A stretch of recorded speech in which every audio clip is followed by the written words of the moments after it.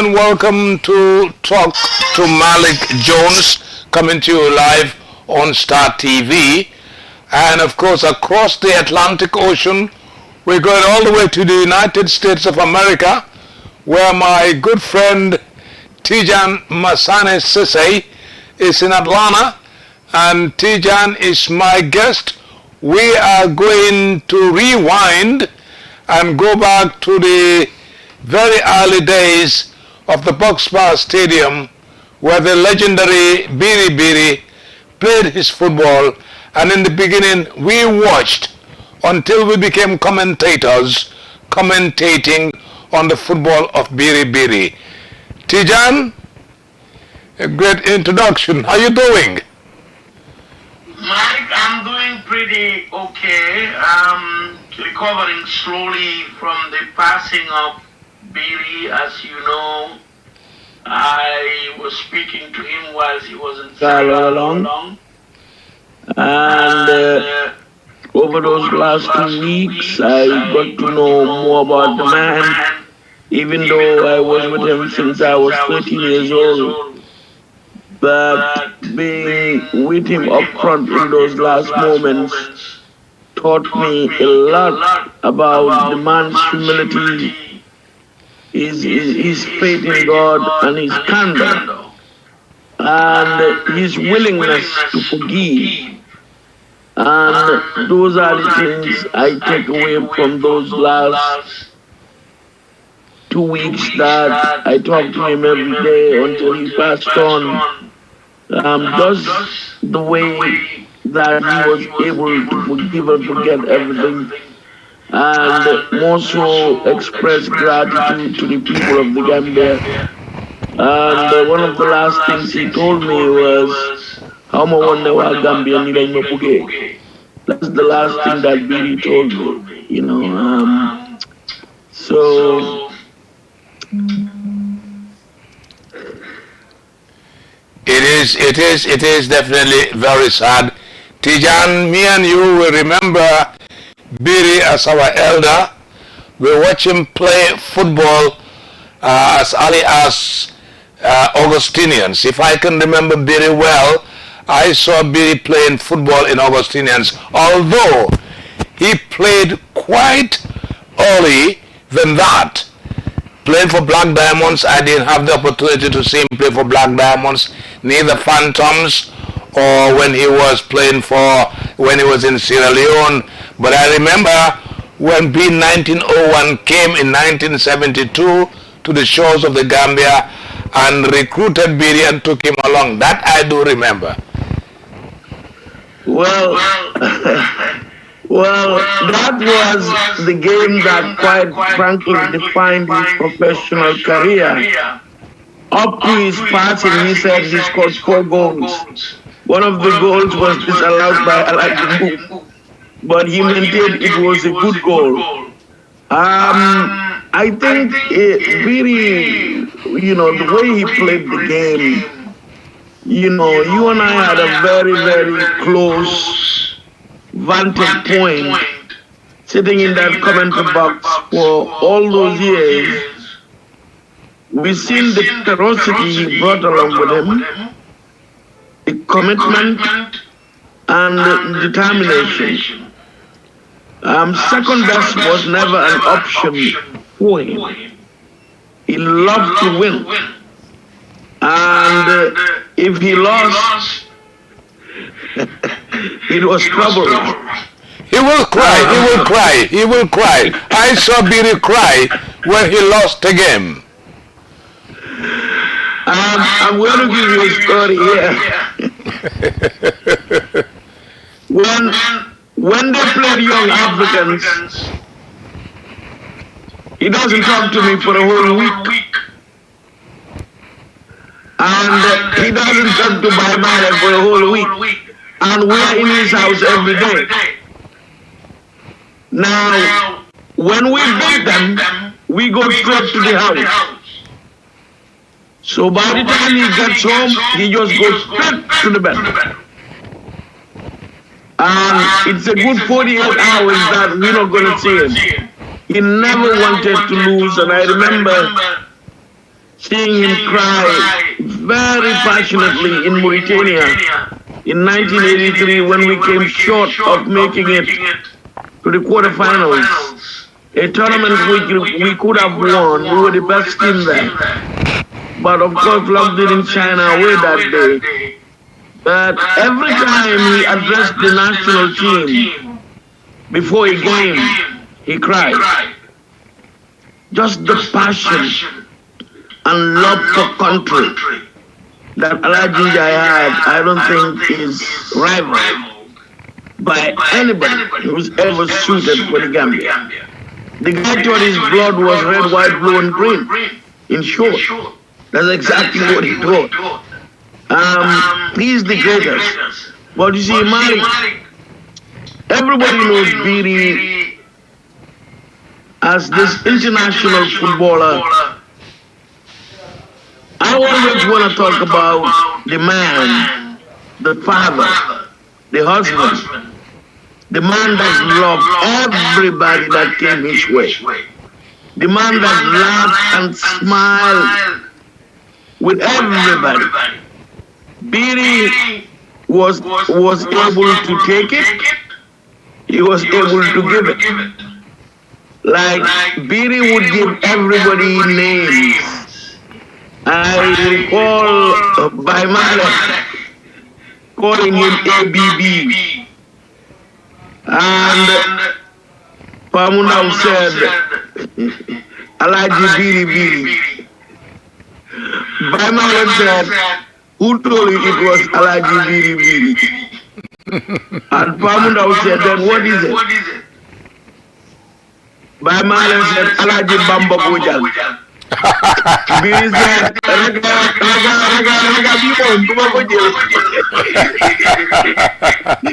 Alaji Bamba Bojal, duma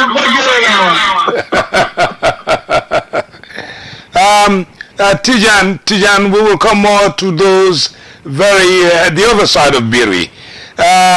But one thing that I remember vividly was Nesan, Dem Sialasi, Biri's father, Pangus Njai. He was always at the perimeter fence next to the covered pavilion when Biri was playing. And will, you know what I'm saying, stand there like a maestro of an orchestra, trying to tell Biri what to do. Reflect on that. Well, history has taught me that Alaji Ngus himself was a prolific soccer player during his days.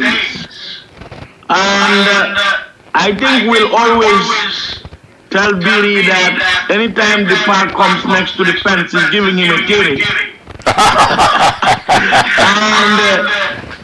and he would laugh and laugh. But the old man's presence there gave him extra motivation because he always wanted his father to be proud and happy of his performance.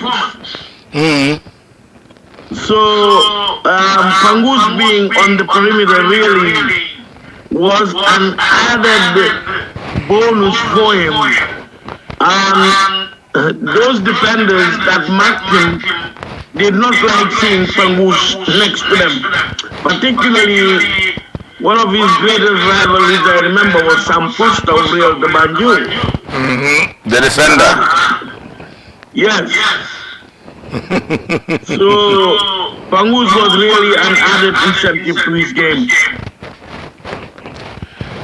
Tijan, I say to myself that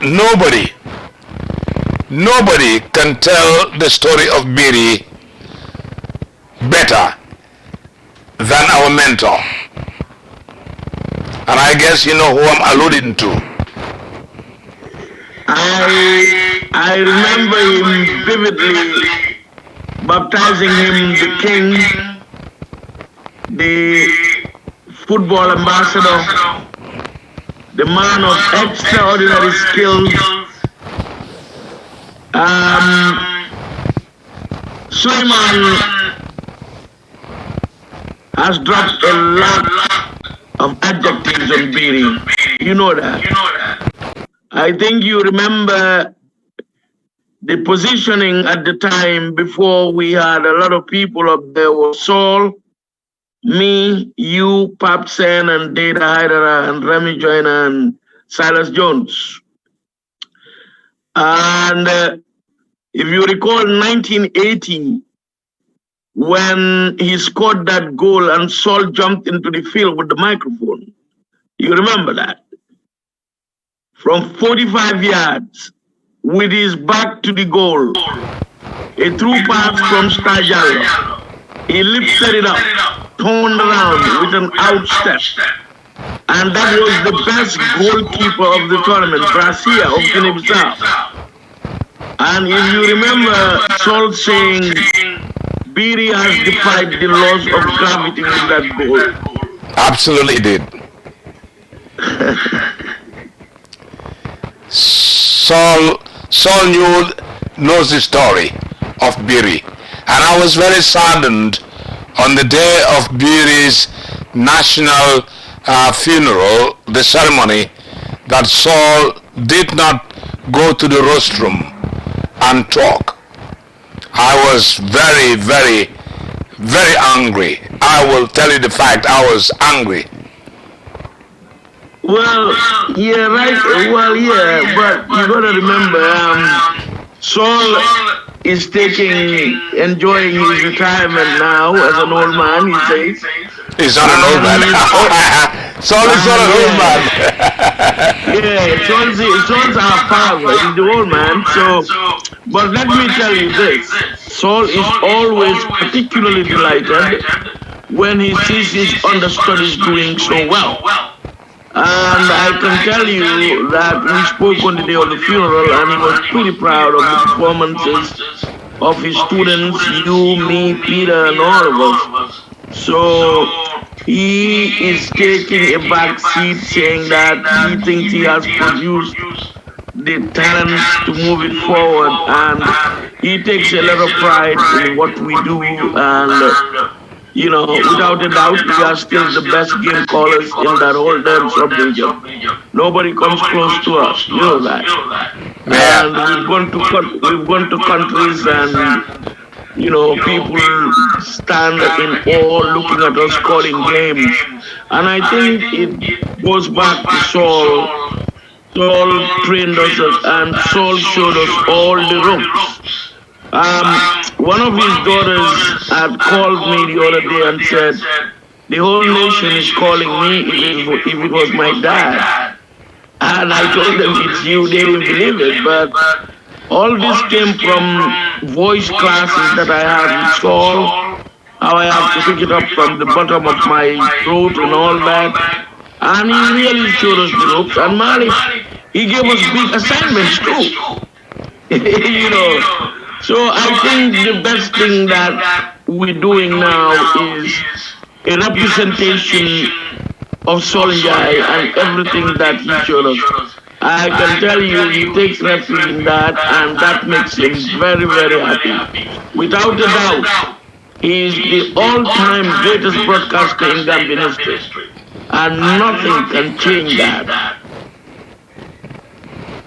Very well, Tijan. I just want to reflect on Biri, his youth career.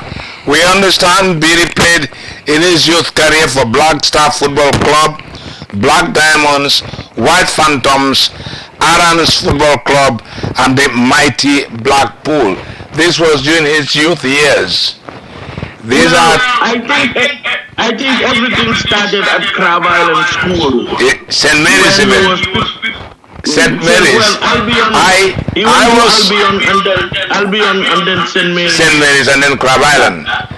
Yes, when he was at Crab Island at 15 years old, he was the school captain. Very well. And then Crab Island was the mecca for football excellence for schools in that country. So, I mean, all the teams were vying to have him at the time. But he would go to Arans and Black Stars, as you said, Black Diamonds, If you follow Gambian football history, Black Diamonds actually, Arans would later be Adonis, and Black Diamonds, some of the members will go and join what is now Real de Banjul back in 1967, when a group of schoolboys were left to cheer Senegal by Mr. Cherno Touré and came back to form what today is Real de Banjul. Them And of called course, Benson and Hedges. he played in Freetown. He played in Freetown. He did 6 months in London, Derby County. Alaji Matar Sarah brought him there. And he told me he made that team. But he wasn't the coach favorite, Of course, we all understand what it looked like in the 60s and early 70s. Of course, when he came back to Banjul, that's when he suited all the time for Augustine until 1972 when he joined Walidan. Walidan was just Walidan before Biri, without a doubt. But Biri elevated Walidan to the next level. Those were the days of Alaji Babu Sow, Njog, Pamodu Fall, Sega Job, Sandu. Of course, Aladjian would join them later.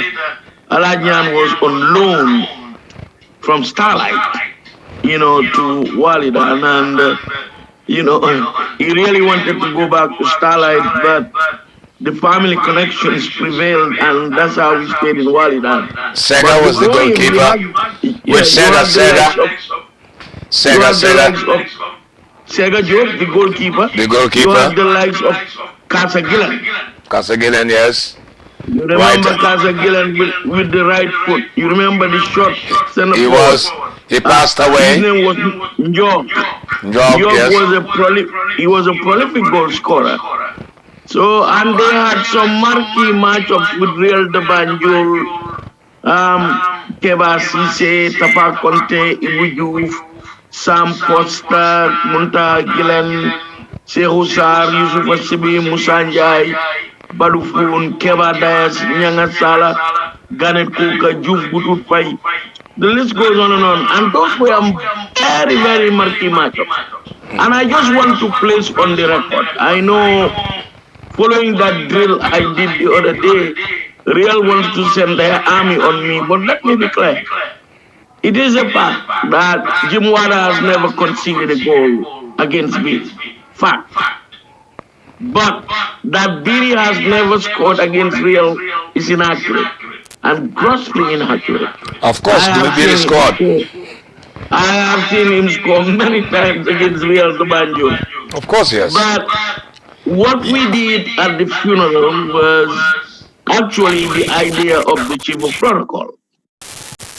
He had called me and asked that I mimic a 5-minute live commentary that Biri played in. So I said to him, I don't think I can do 5 anymore. I may be winded, but I can do 2.5 minutes.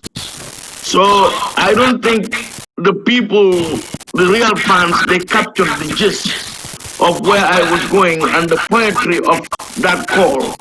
Because what I wanted to do was, I mentioned like 6-7 players that are passed on already. And then I made sure that the fact that Biri has never scored against Jim Wada, I wanted to honor him going out having the last laugh over Real and Jim Wada. So that's what it was all about. Actually, when I heard it, I said, well hooked, Tijan. Absolutely, Malik, you know how we did it. Anyway, I'm looking at Biri's career now. Between 1965 to 1970, he played for Augustinians. In 1970, a very short spell in Derby County Between 1970 and 72, Walidan Football Club, and then B1901 came in the same year, 1972 to 73, and Seville, 5 years in Seville from 1973 to 1978. And of course, he went back to Denmark and played for the club Hereford Bull Club. And then finally between 81, yes, finally between 81 and 86, yes, 81 and 86 back to Walidan before he retired. So you could see here is a man who has spent almost 2 decades, if not more, playing football at various stages. The people of Seville will absolutely never ever forget the man Biri, the first African, the first black man to play for Seville, where he made his hallmark. Well, let me put on the record things that may not be known. Billy also played for Anderlecht in Belgium. Belgium. Okay, yeah. And when he went back to Denmark in 1980, the Danish were coaxing him to become a Danish citizen to play for Denmark. And he would refuse, that he loves his country. And I say this because Billy was in the loan at the time. There was a witness there at that meeting with him, and that was Boykor. I remember Boykor coming back to Gambia that summer, and during a meeting we had me, him, and Father Goff, and he told Father that Billy is a king in Denmark. Actually, in Denmark he had 24/7 security. People don't know these things about him. The guy is just absolutely great. He helped Seville gain promotion to the top tier of the league, and he led them to their first FA Cup final. Now, the reason why the group of fans call themselves Biri Biri is not, they said they loved the ferocious and mercurial way he carried himself on the pitch. The aggressiveness, the determination, the agility and vitality that he came with. And this is why they named themselves for Biri, and that particular stand at that Mahmoud Stadium is named for Alajinjai Biri. And I can tell you that fan club was very, very special to him. You know, if you look at his career, if you played next to Biri, you were a superstar. Because Biri created. Biri made you look good. And I can go back in 1974, Malik, if you remember, when we beat Guinea in Banjul with the likes of Shirif Suleiman and Petit Sori and them. And all those goals emanated from Biri. Yehu and Daunjai scored those 3 goals that day. And we started to make noise on the continent when we beat that great mighty Happier 11 in Banjul. You know, you want to talk about his preparation too. Billy prepared exceptionally well, like no other.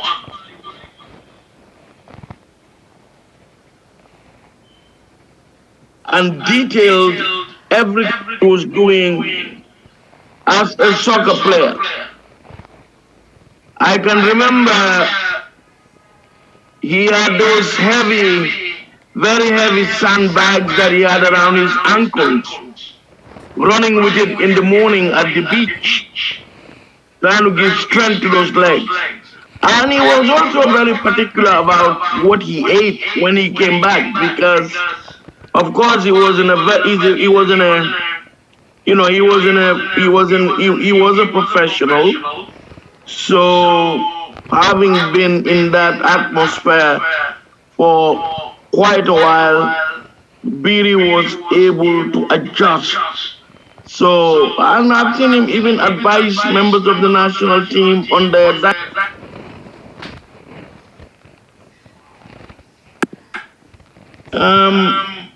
He was, he's an all-round great. And One, you know, when the guy went back to play at the sweeper position, if you remember, he did play oh, that. that's when you knew this guy was a super. He was more than a superstar. The way he was, the way he was able to sweep for Walidan all those years and contain Baimale Wada. That year, Baimale Wada was the best center forward in West Africa. But Biri would contain Bais, a combination of Baimale and Assis score. Of course, he gave them a heavy dose of trash talking to take them off their game. But he's smart, the way he set the offside trap and all that. And Billy was fast. People thought he couldn't run. If you remember in 1978, at the Youth Week, when he took the third leg of the relay for Banjul South, you remember that at Brikama? So he was just a complete player. He had it all. Let me now take you to one of the skills that I respected Biri for over the years as I watch him play, not only at the Boxbar Stadium but even at the Independence Stadium. Biri had the habit of dribbling and getting into the box. The box was his area. Biri loved the 22-yard area. Biri found out that getting into the 20 into the 18-yard area was like getting into an area where he can easily get a penalty. I love players who do that. No matter what, Biri will just go into the penalty area, you touch him and he'll go down and he'll get a penalty. He was fond of that. Well, yeah, and he was able, he was the master at tripping himself too for that penalty. He knew how to get it. He knew how to get it. Nobody. I remember telling him, if you were playing today, you'd have a lot of yellow cards. Billy was at the master. He'd get a penalty anytime he wanted it. Of course. If you remember, he did it against Mauritania. Gambia, Mauritania, 1980. They were up 2-0. He had to build some magic there and give us a penalty. And then even the equalizer came from him. He virtually put that free kick on Tony Joyner's head, who did not even have to move. Police line, you remember that, right? Yes. So, yes, and yet, I think my favorite part of his game those years, this is going to make you laugh. You remember when he sat the free kicks and just coiled to the last post? He was good at coiling. Exactly. Far better than Ibu Dibwa. Yeah. Now, I remember Kazasport and Banjul South at Brikama. Banjul South beat Kazasport that day. And Biri had coiled this free kick to the last post. And I remember him telling me, Nyari at Mangi Jangabi. Yes, that was him. Yeah. Master, and I've seen him do it to Sheikh too. And then Sheikh was a top goalie. I've seen him score my brother Keba with that. Biri, the only goalkeeper that Biri did not touch is Jim Wada. Everybody else he touched, hands down.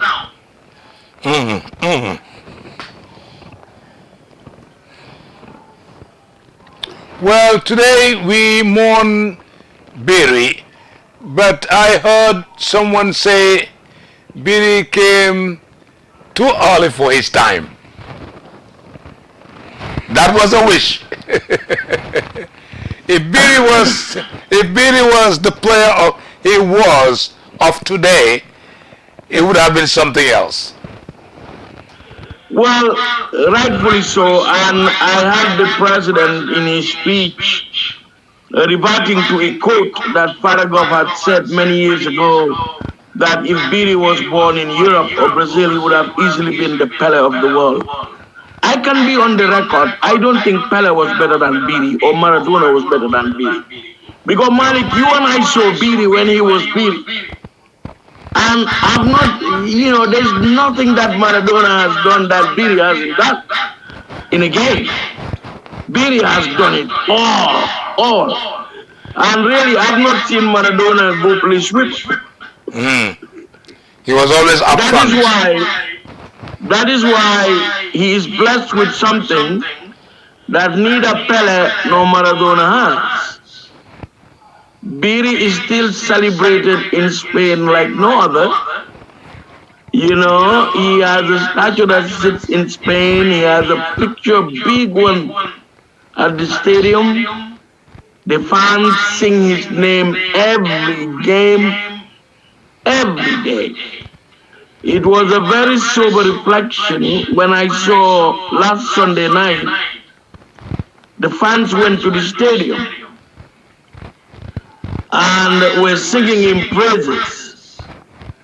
And nobody can tell me the esteem that he's held in back in Seville, because I was in touch with the club executives throughout his illness, and I was taken, aback when I called one of the executives of the club.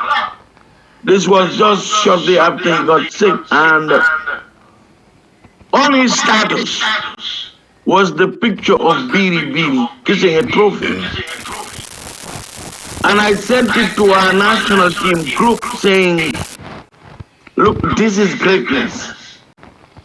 This is greatness. They didn't wait until he passed on. It was there then. And every time he's in Spain, they don't even allow him to walk. They lift him up. I can imagine. And I think these are conversations I used to have with him. We talk about when he's in Spain and all that. And he enjoyed that part of his football career. And the last time he went back was in September. You're watching Talk to Malik Jones, and my guest is all the way in Atlanta, Tijan Masane Sisay. I and Tijan sat on the football commentary box in Banjul at Boxbar Stadium under the tutelage of Sol Njai, who took over the baton from Sidi Jame. These were the people who knew Biri, who started football commentary in this country. Was a white man before, passed it on to Sidi Jame to Sol Njai, and Sol Njai then came along Borambuj, myself, Tijan Masane Sisay, and then Peter Gomez. And these are the people who can actually write a story, tell you the story of Biri. Our condolences goes to his entire family, especially his son, who is in Portugal playing for Boa Vista. Our condolences to all of you. And back to my friend Tijan Masane Sisay. Tijan, the Gambia has lost an icon, but I think when Biri was alive, I think much should have been done for Biri. It's a difficult one, huh?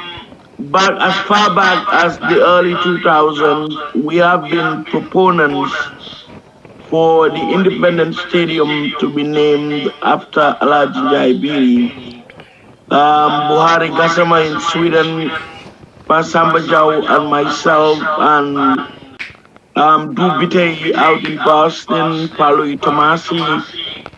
Quite a lot of us were pushing for this, and we've had multitudes of thousands of signatures over the years.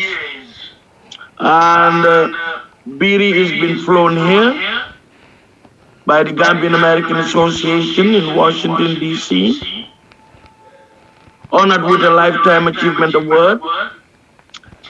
I saw him cry that day. All the people he played with that live in this state came to play in his farewell game we dubbed Kwame Owens.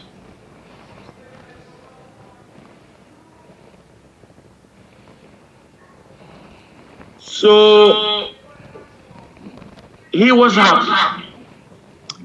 And I remember Paragov telling me, because Paragov was here, Paragov said, I have coached the leaders, my mission is accomplished, because he was the coach of the game. Yes, he was short-handed, but we must learn from this experience. You know, it's just not Biri, but our country, we've not honored our legends.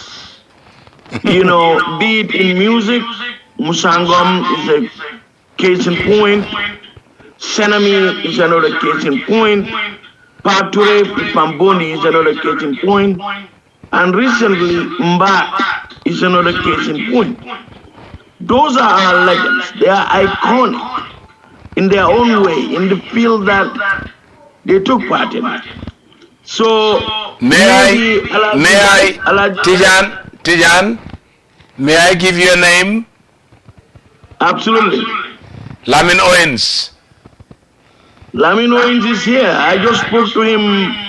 I just spoke to Lamin actually 30 minutes ago. And what do they? And what do Sol? And how do Sol guys say? Describe him. The big men go up. Lamin Lord of Barna comes down with that one. I was waiting for that one. Boy, Lord of Barna. That's it. These are. Yeah, absolutely. I am thinking Malik. I think Biri would have been. I think Biri would be the barrier breaker.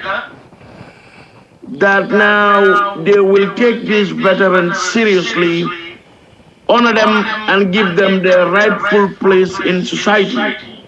You know, if you go to Senegal, you know, I talked to. You remember Boy Bandi Amadou Diop? I talk to him all the time. You know, he was responsible for gathering, you know, the guys in Dakar, Segasao, etc. All those guys are celebrated. You know, there's a young kid that works in the Gambia. I think he works at the Chronicle. Omar Jaju and Buba, I think it's Folabel, something like that. I think they do a good job, Buba and Omar, digging into these veterans and covering him.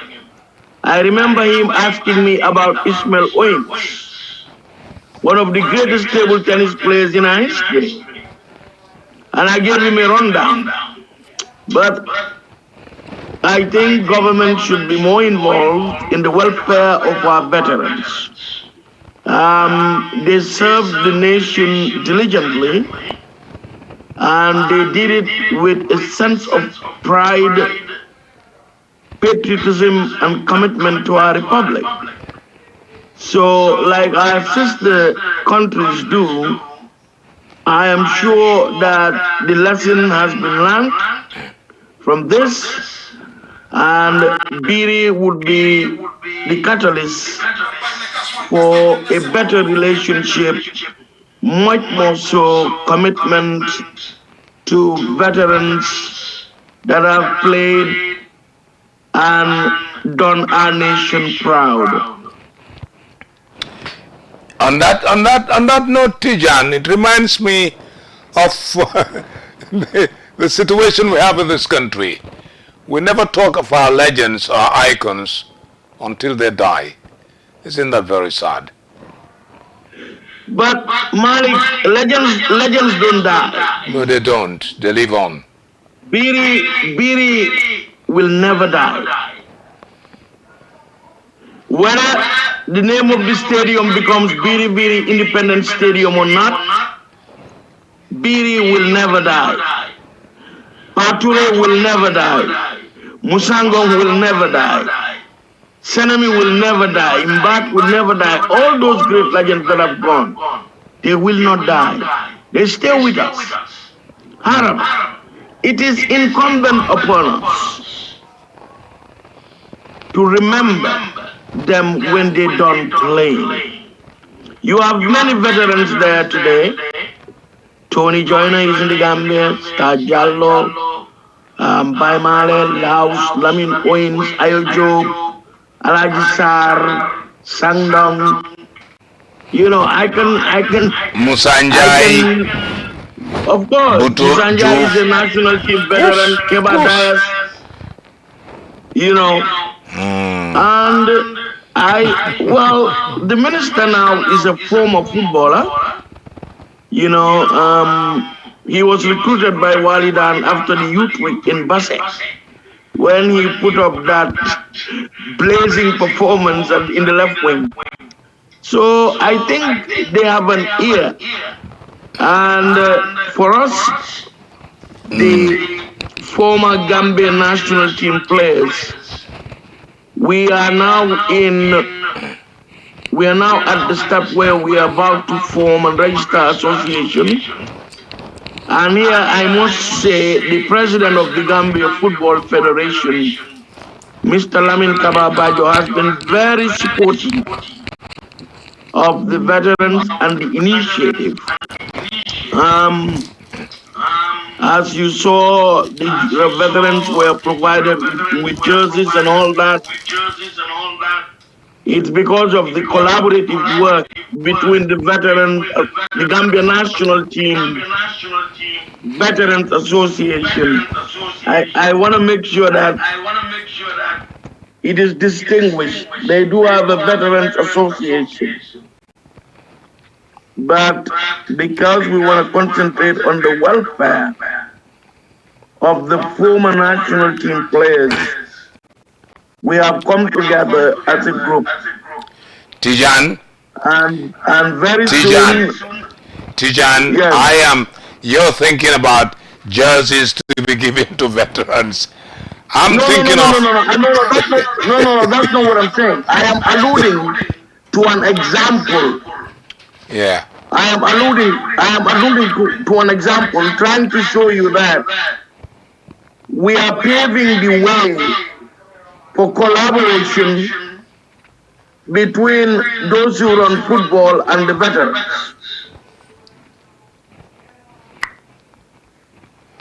Good, I'm listening. Well, that's exactly what I was trying to say. I was just citing an example that there is a line of communication that was not there. You know what I'm recommending? You know what I'm recommending? What are you recommending? That all veterans, irrespective of the sports that they played, as long as they took up the national character, they went to the national level, they represented Gambia, they should be registered and paid a monthly allowance.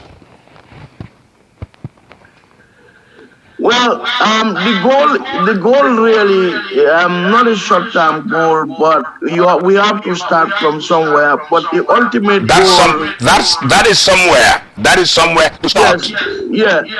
The ultimate goal is I have seen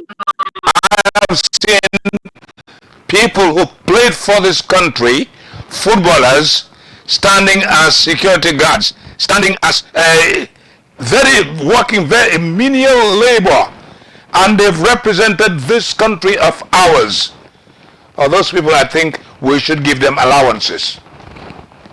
Malik, I wholeheartedly agree with you. That should change, and it should change forthwith. And this has been a perennial problem as far back as you and I called games, if you remember. But I think it's a change of an era. You do know when we used to travel, they give the boys $200 each to go to Ghana. You remember those days, right? I do remember. I do we remember went to that. Freetown. Exactly.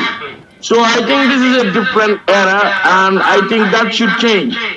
No one who has represented our country should be doing any menial job whatsoever. I think anybody who represented our nation should be able to sit back and enjoy retirement as a national athlete.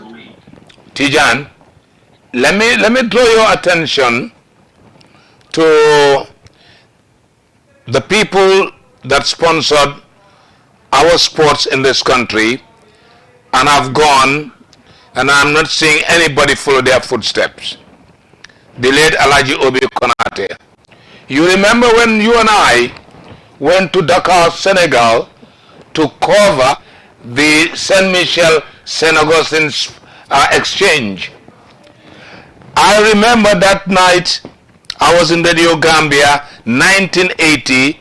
I was a rookie and I wanted to go. I was given permission to cover the game. I was given $200. At night, somebody said to me, go to Obi Konate. And I went to Obi Konate. He was living at Tobacco Road. That was the first time I handled foreign money.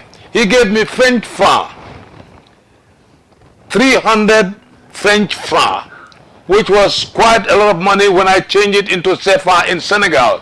And you remember Fred Emmanuel of Saint Michel. You and I went to Fred Emmanuel, and he patronized us. Even the hotel I stayed was paid by Fred Emmanuel. We do not have those kind of people in our country anymore. Well, you just mentioned, you just mentioned a man who gave everything he had to the game and the youth of our country, Alaji Usman Basi Konate. The man loved the game. He was willing to do anything for the game. Let me tell you a story, Malik. Obi had just purchased his brand new Mercedes-Benz GO 8100. He got it on a Friday, right? Walidan lost the game on Sunday. This man forgot the Mercedes at Boxbar Stadium and walked home. That's, and I always continue the story that when he got home, Antinde brought the steak out for dinner. And he said, no,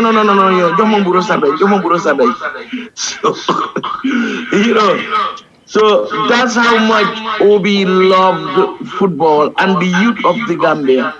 Those two things were almost uppermost in his mind all the time. Alaji Husseinu Momodu Musanja, another person. Father Joseph Goff, Babu Karbara, Omar Amadou Jallo, Gabi Sosa. These are people that have thrown a lot of their money into football development. And it's a shame that people are not stepping up. And football is very commercialized now, I don't even know how it works now, but during our time, particularly when I ran Roots Football Club, I remember after Paragoff left, Lady Chile Juara was supporting our team because of golf. Because had it been for Lady Chilel and Husseino, there would not have been any more Roots Football Club. Tijan, Until we brought Siripnian on board.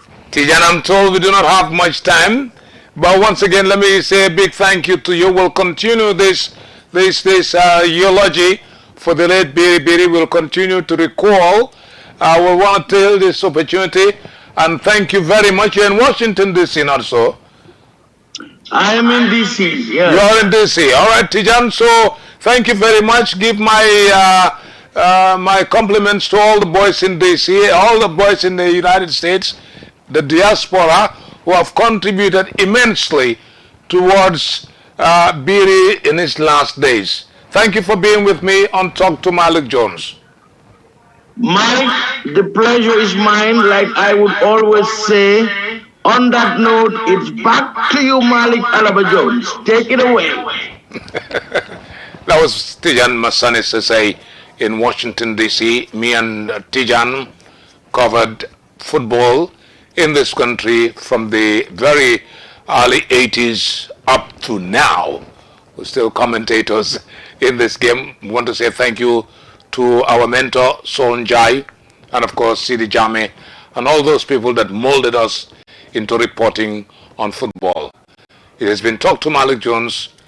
Have a good night. Bye-bye.